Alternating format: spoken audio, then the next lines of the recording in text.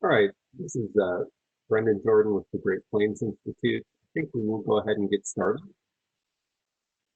Welcome to Capturing Carbon in Nebraska, webinar number 2, and appreciate those who were able to attend webinar number 1.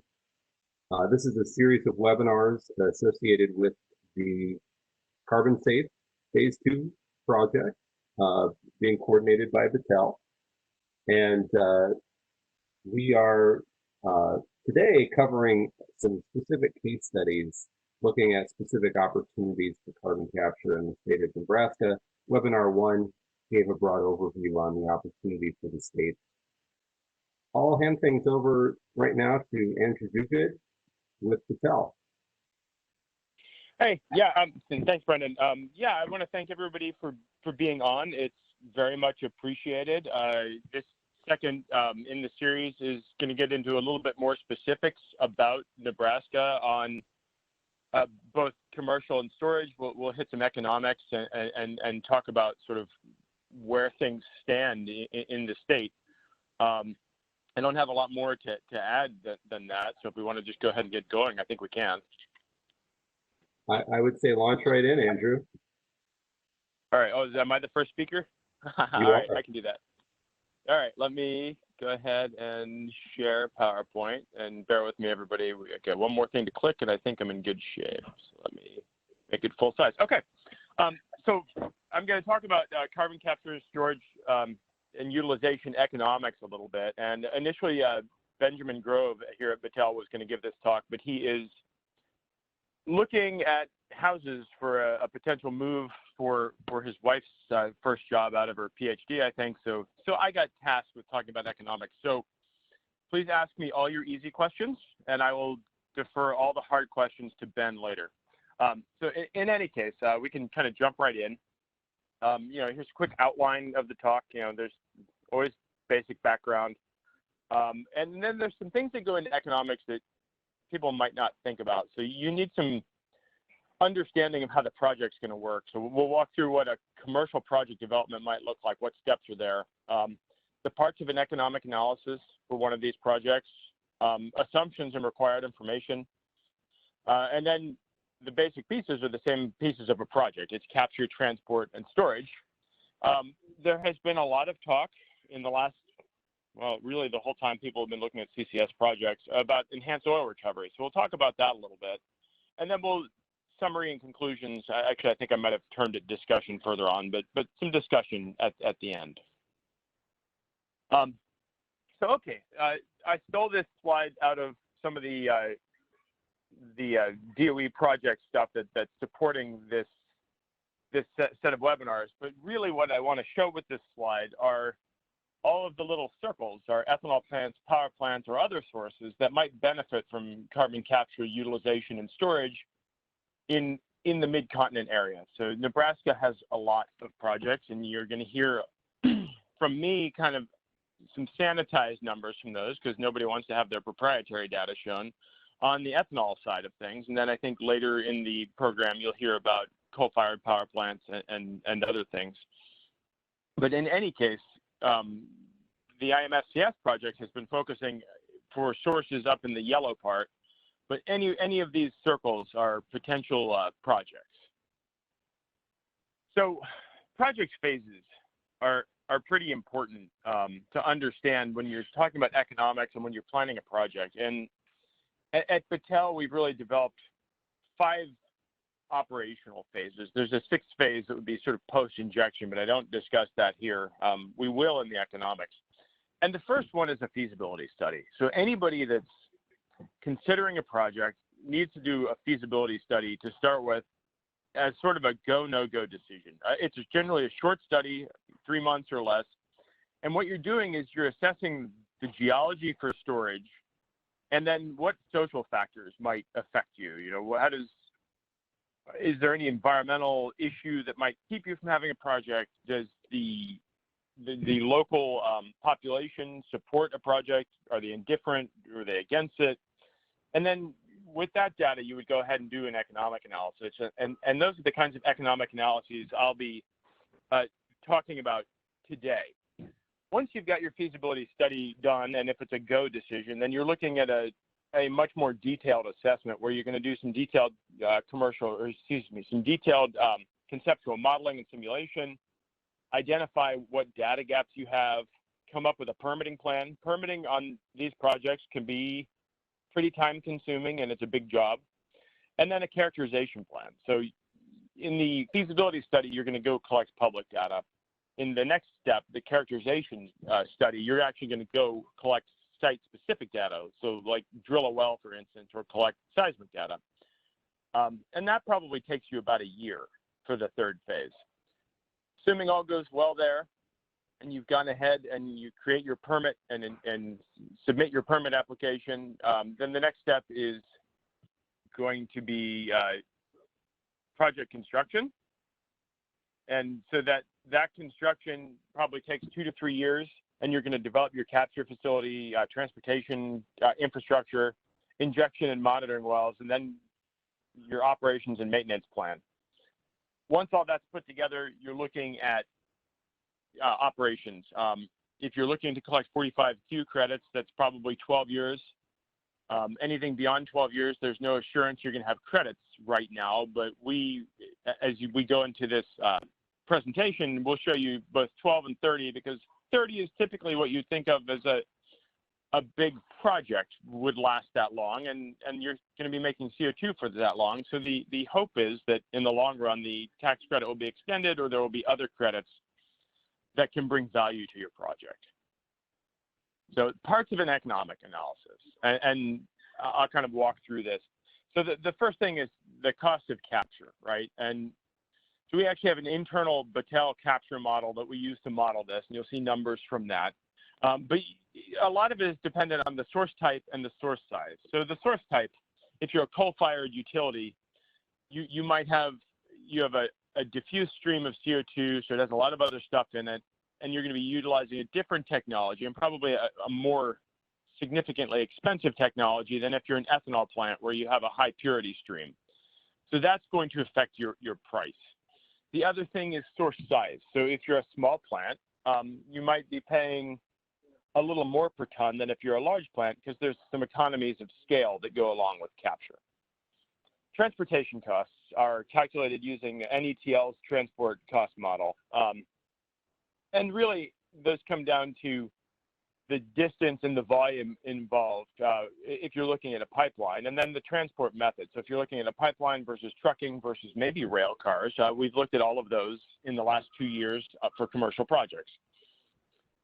Storage costs are also calculated using a slightly adapted NETL, which is the National Energy Technology Laboratory, for those that don't know, storage model, or for EOR, a model called CO2 profit. And what we care about with that are the mass or injection rate, the depth of the storage formation, the thickness of the storage formation, the porosity, which is actually the space within the formation for storage, the permeability, which is a measure of how easily fluid flows through the formation. And then if we're doing EOR, we care a lot about the oil properties.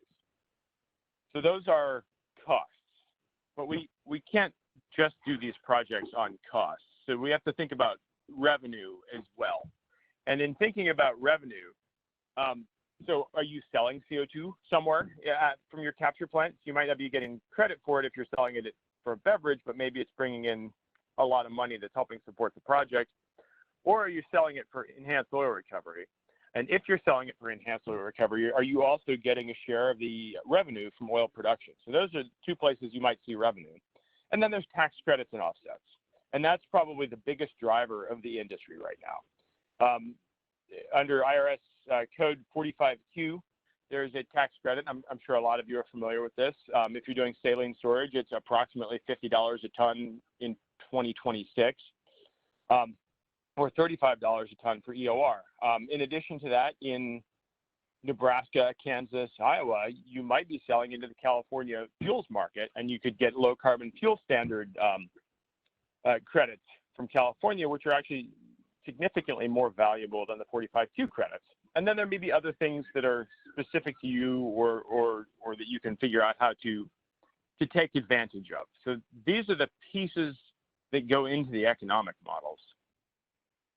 Let's see, Why isn't it advancing? Hold on. There we go. All right.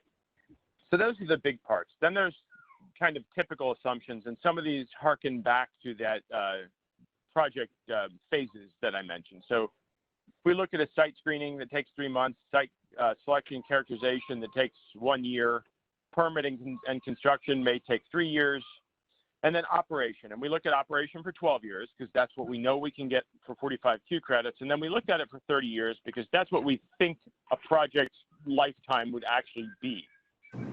And then post-injection site care is a requirement in both the California rule and if you're going to do saline storage in the US EPA's rule.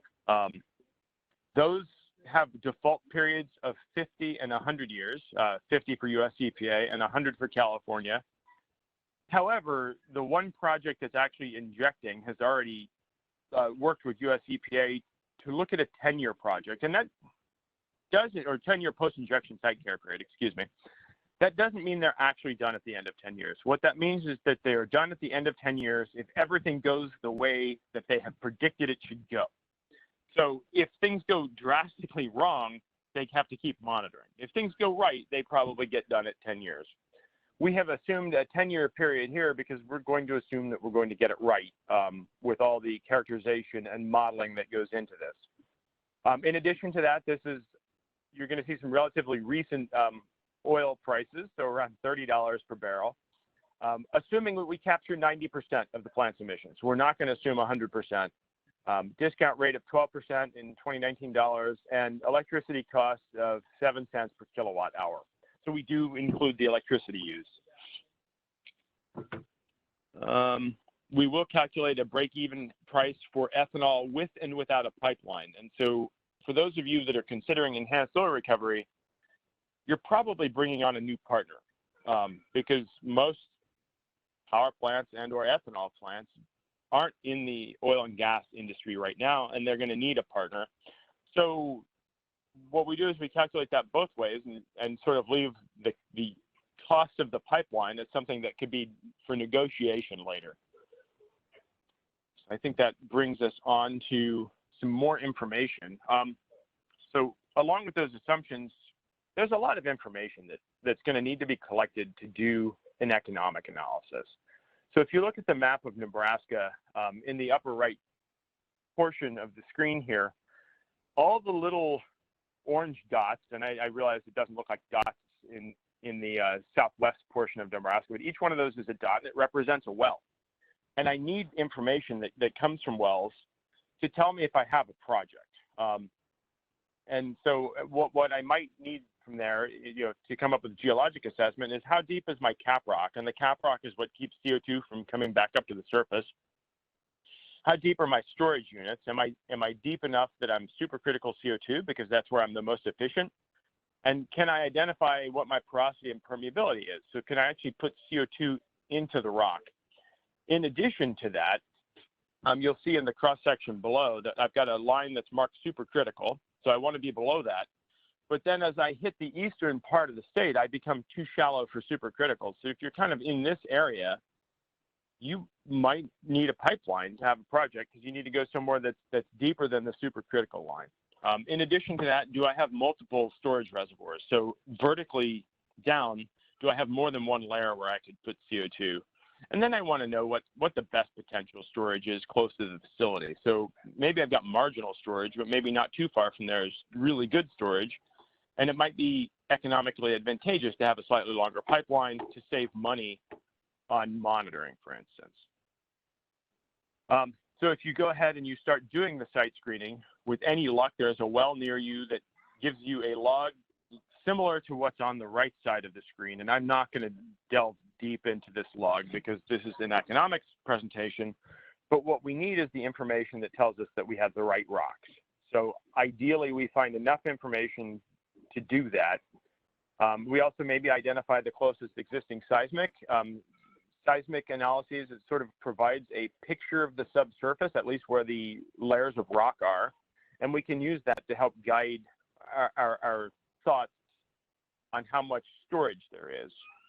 In addition to that, we will take regional geologic information. So all states have a geologic survey or something similar that has information about the state. And if we can't find well logs, we'll go with what we can find from the geologic survey, and then we estimate the missing data. All right, so that's an awful lot to finally get to economics, and then I'm going to switch gears for a second and talk about capture. And mostly today, I'm going to talk about ethanol plants, because that is the low-hanging fruit for Nebraska, and it's what is moving the fastest. And that is not to say coal-fired or electric or natural gas-fired utilities aren't. I think you're going to hear from John Swanson later that they are moving along quite well. But I want to hit multiple small sources here. So the numbers on this slide are for plants between 50 and 225 million gallons per year. So we have done a lot of work in Nebraska, but I didn't want to present anybody's proprietary information. So I took it and I did a lot of averaging, and then I put it on here. And if you're a real numbers person and you sit down and start to do these calculations, all of these numbers are close, but they're all a little off because I don't want to give away any specific proprietary information. So these are good estimates, but they won't probably back out easily on the screen. But what ends up happening is capture costs range for a smaller plant from about $34 million to what is a fairly large plant, the 225 million gallon per year plant, to about $200 million. And this equates to about $10 to $18 a ton of CO2 captured. So that's not bad. Kind of moving forward, and that's for the 10 to 18 is for the 12-year project. If your project goes out a little longer, you're going to have some economies of scale there too. And we're talking about, excuse me, it was 12 to 18 for the 12-year project and 10 to 16 for the 30-year project. So there's some economies of scale there. All right, so that gets us capture. And now I'm going to move on to storage. And in storage here, we have assumed about a 2-mile pipeline. So it's built in here. I didn't calculate it separately because you can calculate it specifically in DOE's spreadsheet, or you can use a separate spreadsheet to calculate it. And here it's easier to do it all at once. And what you end up doing is you identify your storage zone. Right here I have it identified with 4 little stars because I want to keep it generic. But in Nebraska, it is going to be the Lansing, Kansas City, or the formations right above that. As you move west, you might move down into the Arbuckle and Simpson, or actually the very eastern portion of the state also has those formations. And those are all good storage formations. And it's really important to point out that if you go deep into the research that's been done on carbon capture and storage, people are looking for millions of tons per year of storage. And that is what a coal-fired power plant or a gas-fired power plant might need. If you're an ethanol plant, you might need a few million tons of storage total. So don't look at big research projects and say there's no way we're ever going to get there, because you probably don't need to be there. So in looking at that, though, you identify that storage formation, and then you look at the number of injection wells you might need. And probably for any of these projects is 1 to 2 injection wells. Assume at least a monitoring well per injection well, or maybe if you just have 1 injection well, 2 monitoring wells. So you're looking at 3 to 4 wells. They're all going to be probably fairly similarly constructed. And then you're going to start to look at how much surface area you need to be able to monitor your project. And that's going to be where you're going to be buying pore space. And then how big is your CO2 plume? So what is the map view of that CO2? And for simplicity's sake, you can imagine it like it's a circle. If you look outside and you realize there's like lots of little hills on the surface, there's also lots of little hills below the surface, and it won't quite be a circle, but it'll be close. And then how many millions of tons of CO2 do you store? Because that's what you're going to use to calculate how much credit you're going to get in 45Q. And I'm only talking about 45Q right here. I'm not going to get too far into the details of LCFS. We'll get to a slide on that soon. But that is so plant specific that I don't have it here. In any case, so you end up on the small plant side of maybe $98 million in credit value, tax credit value, and for the larger plant, maybe it's $560 million on the 12-year project. And then for the 30-year project, it's significantly more because it's longer, so 287 million to 1.6 billion, depending on the size of the project. And what that equates to is a storage cost of somewhere between $18 and $5 a ton. So that's, if you're only looking at capture, small transport line, and storage, that is doable inside of the federal tax credit. So now we come to LCFS. And this is a big one probably for most of the plants, the ethanol plants in Nebraska, because you're looking at trying to get a CI reduction and a payout from the state of California, following the California Air Resources Board CARBs protocol. And so there's some key assumptions, and I talked about some of those already. You know, CO2 is captured at 90% efficiency. You have to estimate your electricity demand. Electrical emissions factor estimate as well. Energy density for ethanol being 80.53 millijoules per gallon. An assumption of negligible emissions due to direct land use change because of the project, because the project is on site, and also you don't need a lot of space for a well. So those of you that are in an oil and gas region, you know you farm right around the well. Maybe if there are cows or animals, you put a little fence around it to keep them from rubbing up against the wellhead, but it really doesn't take up much space. So there's not a lot of change in land use. We assume no CO2 emissions due to transportation, so that's an assumption of a pipeline that doesn't leak. And you're starting to look at a CI reduction probably between 25 and 30 points. So it's pretty significant. This is injecting somewhere between 300 and 2,000 tons a day. Emissions are 35 to 200 tons a day. Net greenhouse gas reduction, because there's equations that we need to use to calculate those, are probably 280 to 1650.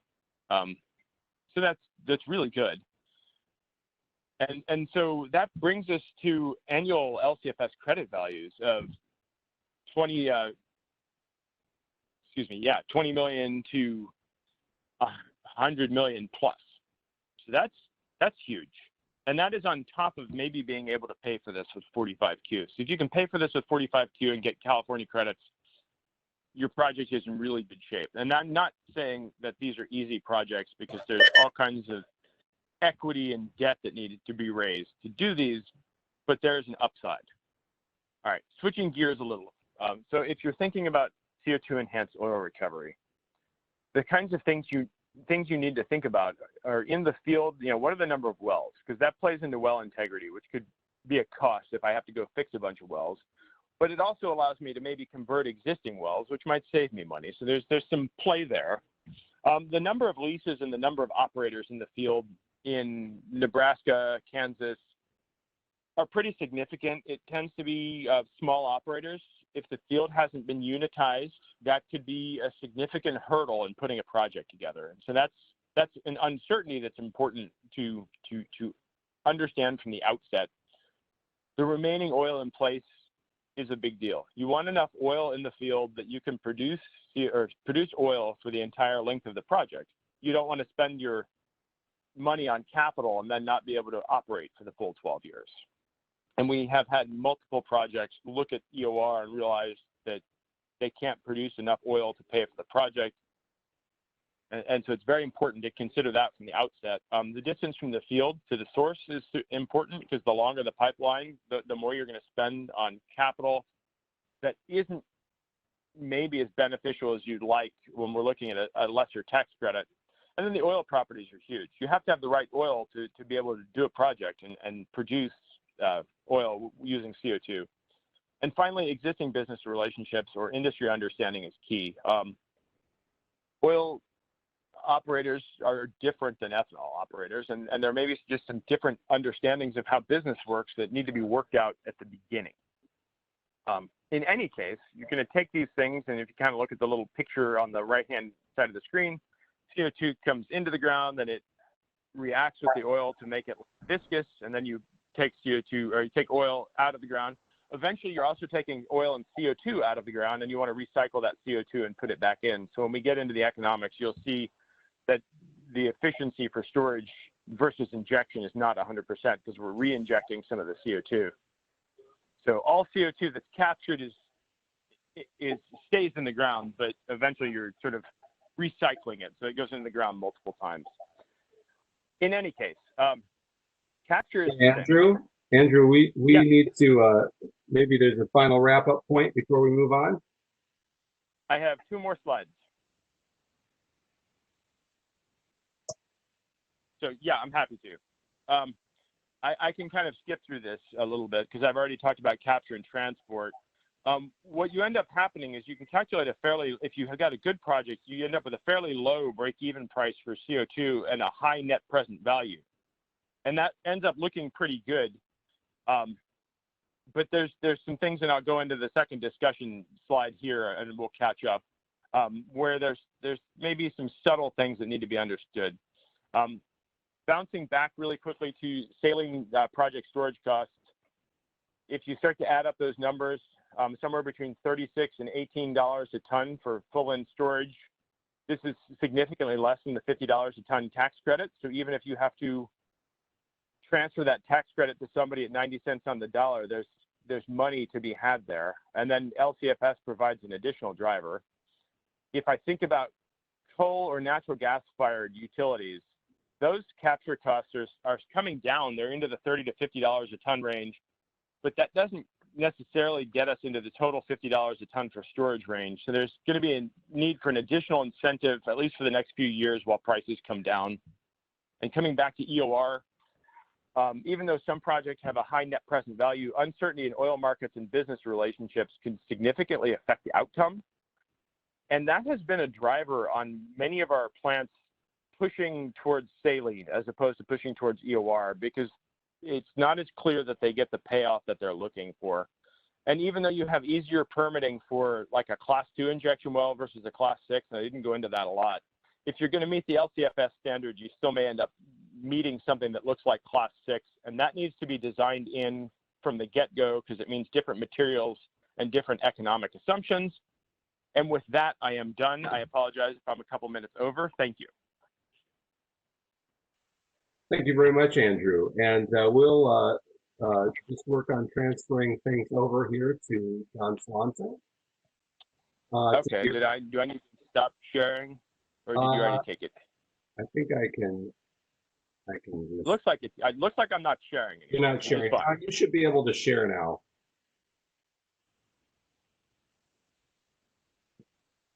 You may need to unmute if you're talking. We can see your slides, John. Very good. Can you hear me, Brandon? We can, John. Excellent. Here we go. Well, it's always hard to follow my friend Andrew. He's a very knowledgeable and technical guy on this topic. And as he mentioned, I'm going to be speaking a little bit more about what we're talking about in terms of possible CO2 capture from coal-fired power plants and some of the things that we're doing here at Nebraska Public Power District. So again, I'm sorry, my name's John Swanson, and the old Director of Generation Strategies and Research. So you should be seeing slide 2. The initiatives here are led by my group, the guys that I work with, and I. We do this for a couple of reasons. One, we realize that the cost of CO2 is going to be impacting the cost of electricity and in the marketplace we have going forward. So what is that impact? You know, we do that to inform management for decisions for our board, and also to inform something we call an IRP, which stands for Integrated Resource Plan. That's just the forward look ahead of how we think things are going to go.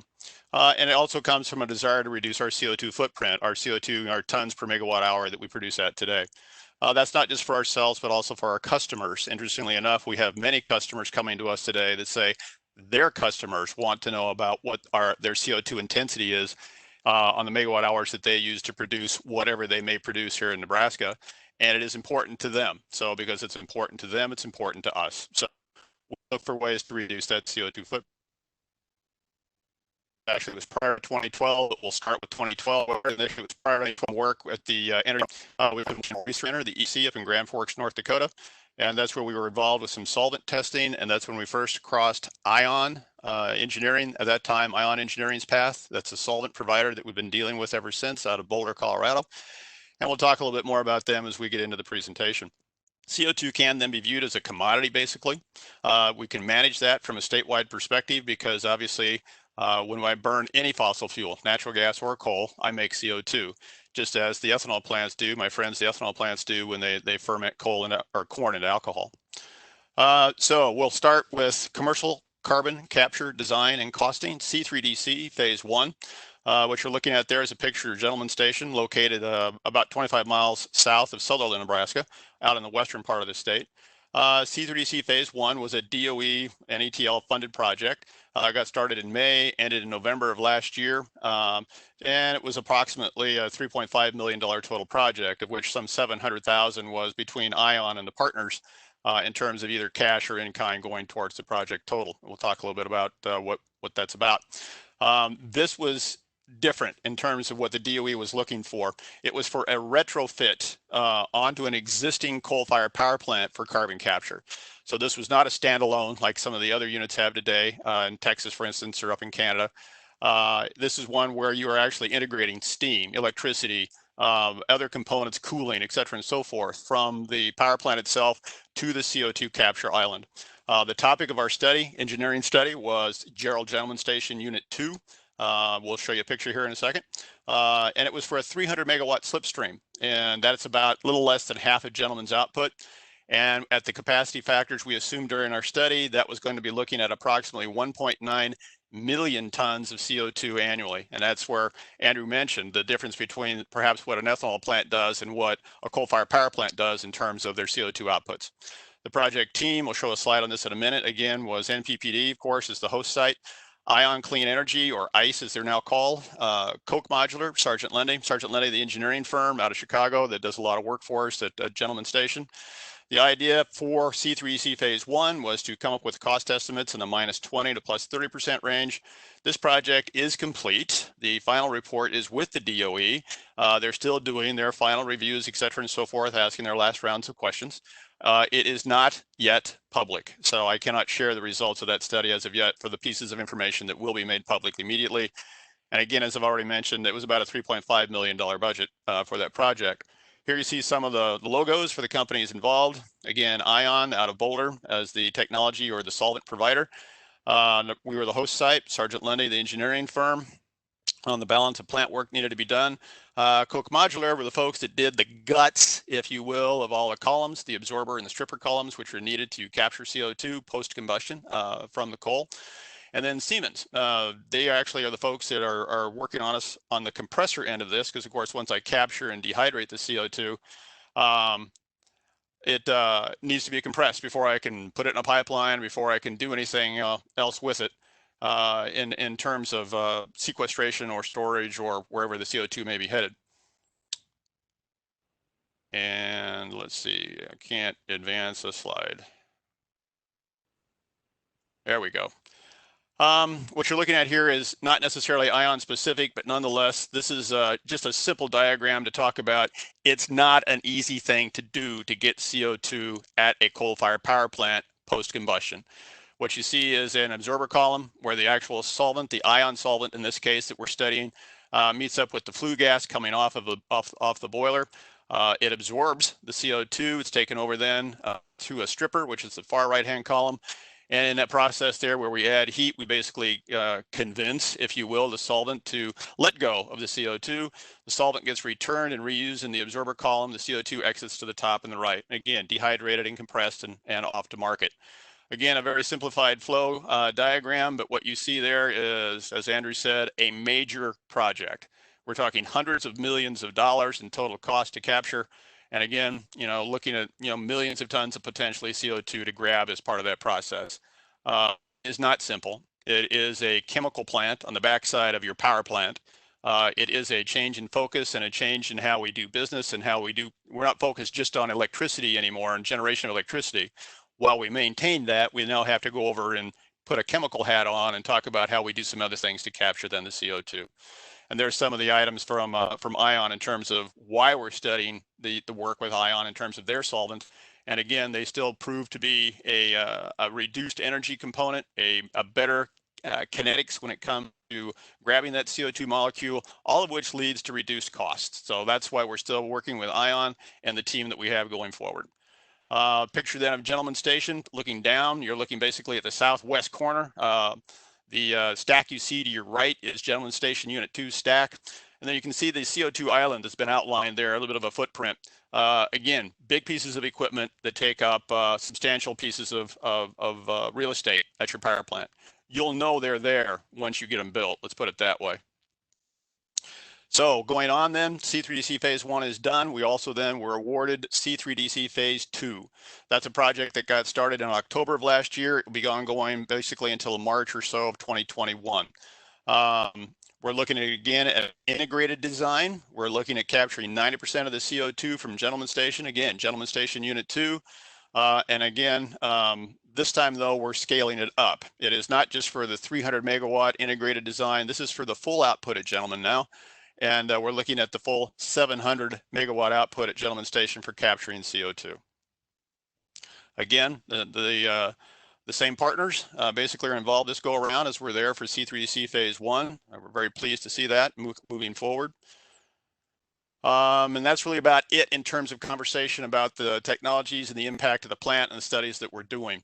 The last thing I was asked to talk about was a little bit of why Nebraska is different in terms of why public power makes it different when it comes to the economics involved with capturing CO2. And that deals basically with the fact that we are a public power state. Nebraska is a Dillon rule state. Basically, that means you have to be granted the power by state statute in order to do whatever it is you want to do. And we, today are still working on specific legislation that might allow us to be in that CO2 marketplace and do something with that CO2 as we go forward. That's what LB 899 is all about. And the bill that's in front of the legislative bill, LB 899, which is in front of the legislature, in fact, right now. Hopefully we'll get that one approved here in the next day or two here in Lincoln. But because we're public power and we do pay, I want to make it clear, we do pay taxes, folks. We just don't pay the right kind of taxes that can be seen or receive the 45Q tax credits. So consequently, while that, as Andrew mentioned, is a critical component to the economics of this going forward, that's why we look for various business relationships and partners with those who can use those 45Q tax credits, and then in some way, shape, or form, return some of that benefit back to us. So we're looking at both EOR and CO2 sequestration options, just as Andrew mentioned. And I think that takes me to the end of my slides. So hopefully we got caught up a little bit there on time. Thank you very much, John. Really appreciate that. And we just quick note here that some of you have figured out the chat function. We will be trying to get to some of your questions at the end. And so feel free to just include questions in the chat. And some of those are actually getting answered live via the chat, but we can also take some time at the end to discuss those. Our next speaker is Keith Tracy. And Keith, you should be able to share your slides. Keith's going to share with us the ethanol industry perspective. That's great. Thanks, Brendan. It's my pleasure to be with you. I'm sorry, can you hear me? We can see your slides, Keith, and you're good to go. Great. Thanks for that confirmation. That makes me feel good that I accomplished the technology. I appreciate the opportunity to be with you today. My name's Keith Tracy with Corner Post CO2. Wanted to talk about ethanol-based carbon capture in an economic way. But before I dive into that experience, I thought it might be helpful just to talk a little bit about, why is a guy from Oklahoma talking about carbon capture in Nebraska? So I'm a carbon capture consultant. Help people qualify for 45Q tax credits, negotiate CO2 contracts, and develop a plan and strategy for lowering carbon intensities and to capture CO2 emissions. I'm also a founder and principal in Elysian Ventures, which is a carbon capture project development company. And so we are focused on a lot of the things that Andrew talked about: feasibility, strategy, design, financing of projects, including how to involve the folks who would use the 45Q tax credits, what we call tax equity investors. We've actually announced our first project that we're developing, a carbon capture project at a natural gas fired power plant. And we have other projects under development as well. Now, why are we talking about ethanol? Well, I've been involved with ethanol carbon capture since about 2008. My background includes being with Chaparral Energy, an oil and gas company in Oklahoma, where we did enhanced oil recovery, but all of our CO2 came from ethanol and fertilizer plants. We were kind of a vertically integrated company where we built, owned, and operated our own CO2 capture plants, our own CO2 pipelines, and we had all of our own injection wells. So I've been involved with operations of 3 different carbon capture plants, ethanol and fertilizer, and operations of CO2 pipelines. I wanted to focus today on what I think is the world's first carbon capture project at an ethanol plant for the purpose of injecting the CO2 underground. This is at the Arcalin ethanol plant outside of Liberal, Kansas. It is an ICM built 110 million gallon facility that was installed right before the economic downturn in 2008. I thought it'd be helpful to kind of give you an overhead view and talk through a little bit about what we were able to accomplish in capturing CO2 from this plant. So, you know, you see the loop track there and kind of see the ethanol plant on the right. And I'm going to zoom into the ethanol plant on this next slide here. And so we've zoomed in, and this is kind of the footprint of the ethanol plant. And you'll see the fermentation tanks there at the top right hand side of the blue box. And so of course, in the purple box is the electrical substation, and I'll reference that again here in just a moment. So when we wanted to capture CO2 from the ethanol plant, we wanted to be as close to the fermentation tanks as possible. And so we sited our CO2 capture plant in the red box. And so that kind of gives you a sense of size and scale of the footprint of what a carbon capture facility would look like at ethanol.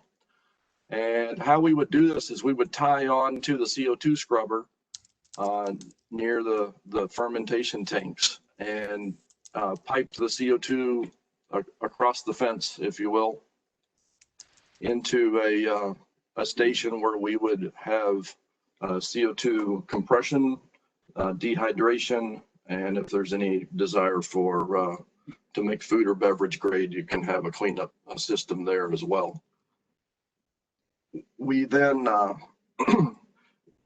we were fairly large users of power. We used, in this particular instance, electric driven compressors. And so the size of the substation actually kind of doubled compared to what was there originally. So it's something to keep in mind.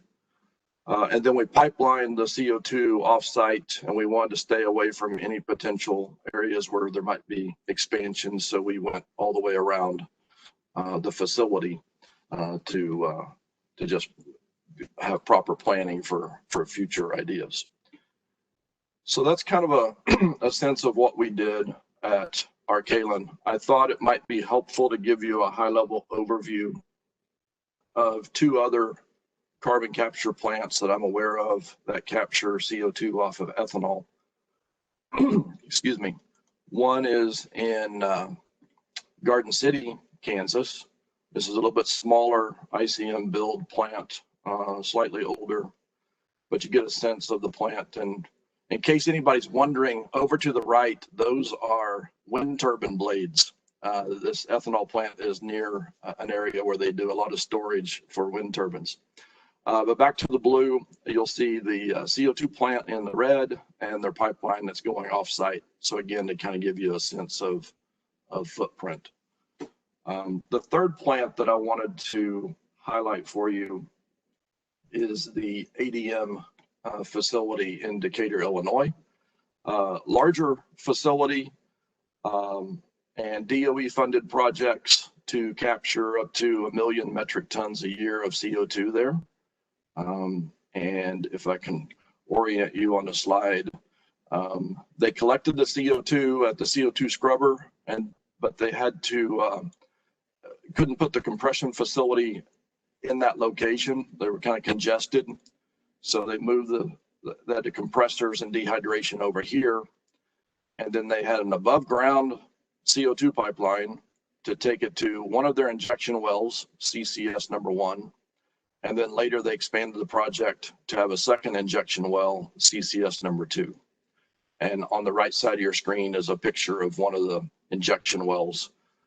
That's a fairly large one just to handle that kind of volume.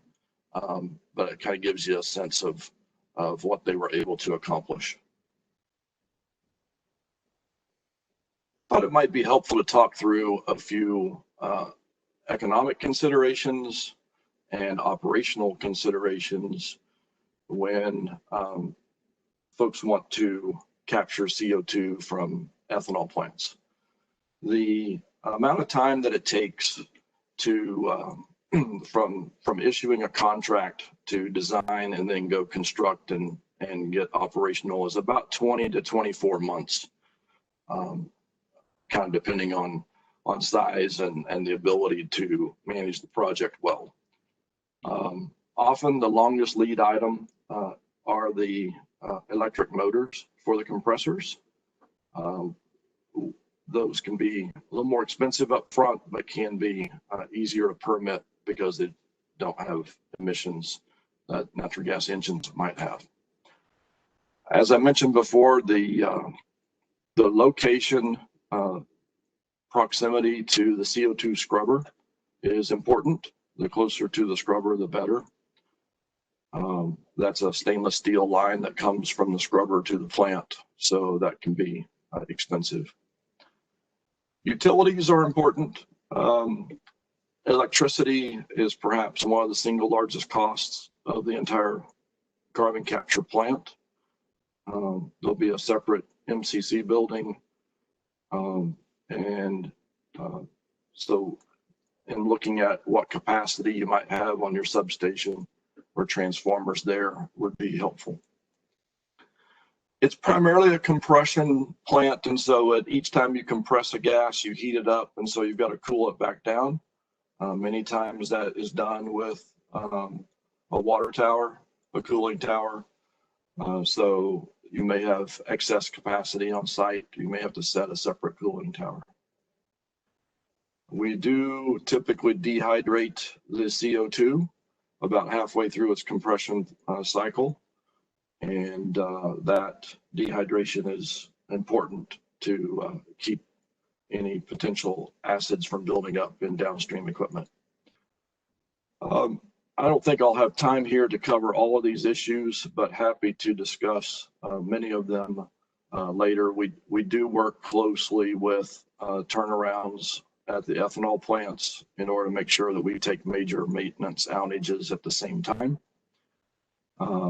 And there's many times where you can tie in operations of this equipment into your control room, but you don't have to. It can be separately operated. There are a few other items, Brendan, here I put on the slides, but may not have time to cover today. If there's questions about CO2 pipelines, the industry's been operating CO2 pipelines for 50 years without a single fatality. That are safe, but we need more of them. You're aware of the 45Q tax credits. I won't cover that. And you're aware of the LCFS credit values, so I won't cover that as well. So the main thing I wanted to cover today was to highlight the fact that on the surface,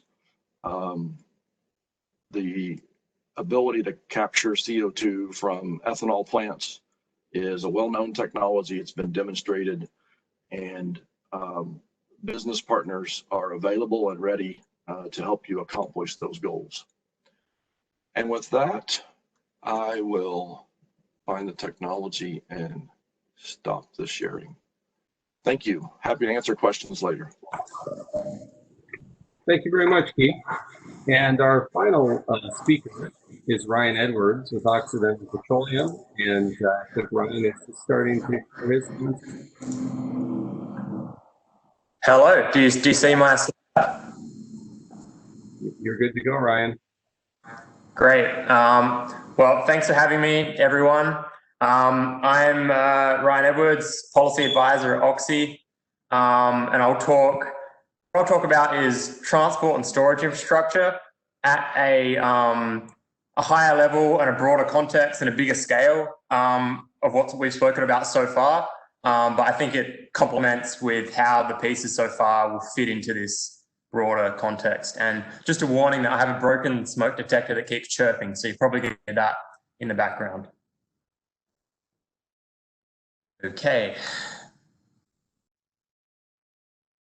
So in the carbon capture, utilization and storage system, we have three components. We've spoken about this already. We need to capture CO2 from a source, and then you need to transport it somewhere to where it can be stored, either through enhanced oil recovery or dedicated storage, or it can be utilized.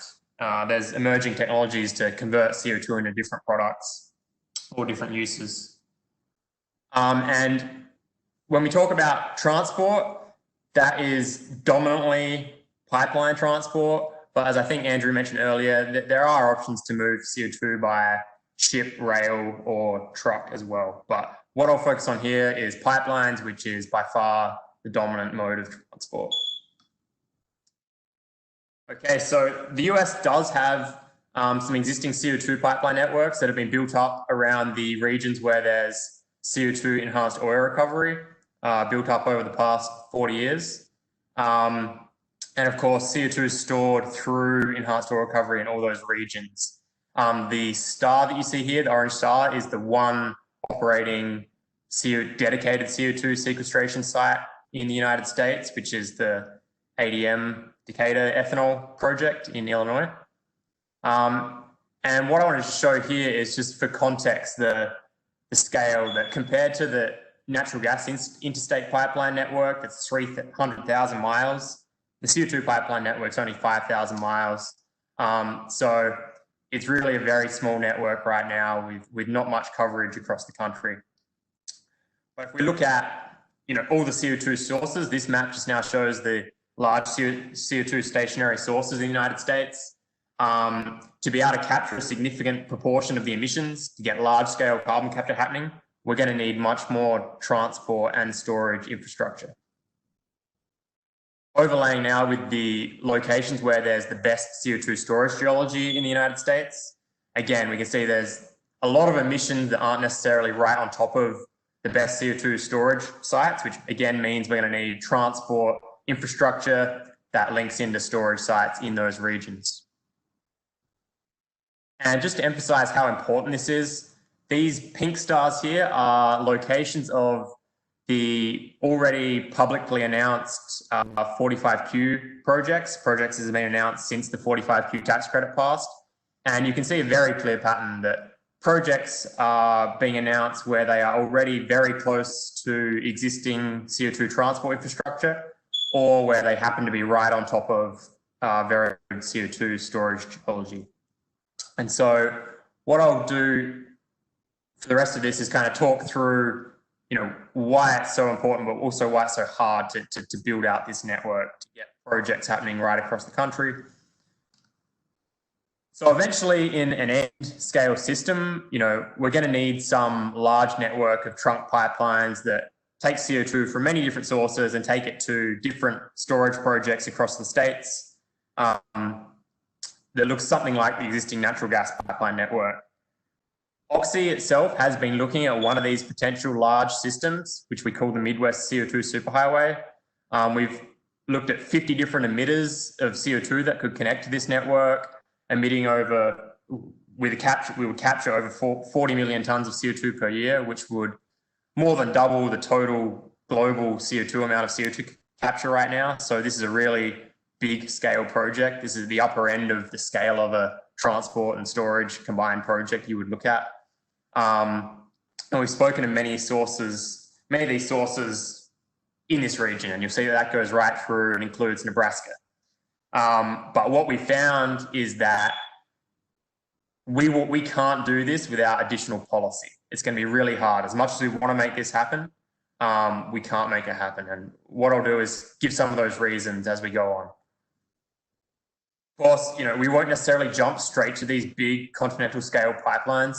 What is probably a more likely deployment pathway is some smaller regional hubs developing. And one of those potential regional hubs is around the Nebraska region. And so these lines just show what something like that might look like, and eventually they may get connected up by large trunk pipelines taking CO2 across the country. So why is this important, and what's the fundamental here?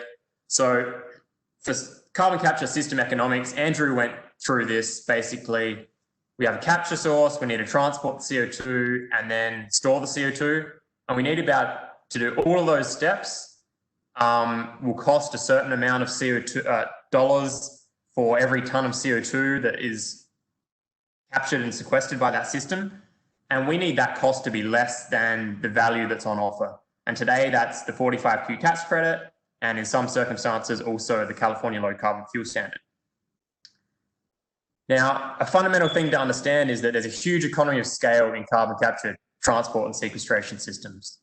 The bigger the pipelines are aggregating CO2 from more sources, the lower cost per ton, and the larger CO2 storage sites are aggregating CO2 from more sources, the lower cost per ton. And so in systems that are more connected with bigger pipelines, bigger storage sites, aggregating CO2, you're going to have a lower cost per ton, which means more projects will be viable. We can build more carbon capture and you get positive feedback effects in that way. And Andrew showed that in his numbers, that economy of scale. This transport infrastructure is really important for a few reasons. First of all, as I showed, just to enable more capture from more regions. Second of all, for realizing those economies of scale, we need the transport infrastructure to be able to aggregate CO2 from many sources. Another one that's really important, but isn't as often discussed, is connectivity.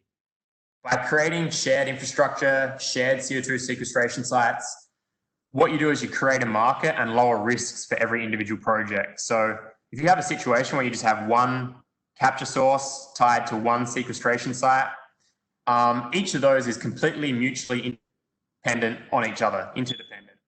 If one goes out of operation or out of business, the other one is also in trouble. In a connected system, every project, whether it's sequestration or capture, has multiple options of who they sell CO2 to or buy CO2 from. And that lowers the risk for every project, which lowers financing costs, which again lowers the cost of carbon capture.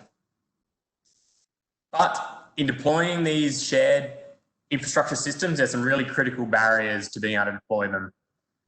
First is just the cost and capital intensity. Large CO2 transport infrastructure is very capital intensive, very costly, and with the current value on the table of 45Q, there is not enough value there to do capture projects as well as fund significant amounts of infrastructure build out. Second is the chicken and egg problem, which is a very common problem in infrastructure. I'll kind of give a pictorial depiction coming up. And the third is kind of the first mover disadvantage. Again, I'll show this. So for the chicken and egg problem, we might have multiple capture projects that are financially viable, shown by these industrial source icons. We also might have multiple prospective sequestration sites that could be economic. But if there's no pipeline that can connect the two, then you can't even, or you don't know there's going to be a pipeline, you can't proceed on those projects. And it's the same the other way around too. You can't go ahead with a pipeline project not knowing whether there are going to be sequestration sites and capture projects that feed into your pipeline. So this is a really hard coordination problem to overcome, especially when you're thinking about bigger systems with multiple sources and sequestration sites connecting. There's also the first mover disadvantage. Say that we can squeak out the economics for a system that has one or two sources going to a sequestration site. You're going to right size that and build it to the right size for those projects, which makes it really hard to then add further projects later. You have to go duplicate the system, and then you're trapped in a system where you have undersized pipelines that have higher cost per ton, and you've trapped your whole system into a higher cost environment, which is not what we want. Ideally for deployment, we want to build large trunk pipelines that are oversized, that then multiple projects later in time can add to, and we get to a much lower cost system in the end, a more efficient system. So to solve this problem, it's really essential that government policy is going to have to play a role. There's three real problems and roles that policy can play here. First is just reducing the cost. That can be through low-cost loans from the government or grants. Overcoming the chicken egg problem. There are existing federal infrastructure programs that have flexible payback arrangements for infrastructure that can really help with the chicken egg problem, that you don't have to start paying back loans immediately and you have some flexibility in payback. And also there's a really critical role for ensuring sufficient scale. If a system's going to be built, I think there's an important role for public policy to make sure that gets built at the right scale that can enable future projects to connect. Final slide here. You know, this has been recognised around the world that this is really important, and governments are going to have to play a role. The European Union, I won't go through the details, but has multiple projects and announced support from governments for building CO2 infrastructure systems. Canada has recently completed a large trunk pipeline that was essentially completely paid for by the government. Australia is currently developing, with government leading development of a CO2 trunk pipeline and storage system. And while there are no policies yet in place at large scale in the United States, it has been looked at. The DOE has looked at this and has recommended before that financial incentives are going to be needed for CO2 transport infrastructure. I would say that the DOE does have programs that are helping with the sequestration side. The Carbon Safe program is helping to characterize and develop CO2 sequestration sites, but to get to large scale and to get to these big systems, we're going to need a lot more. So that's the end.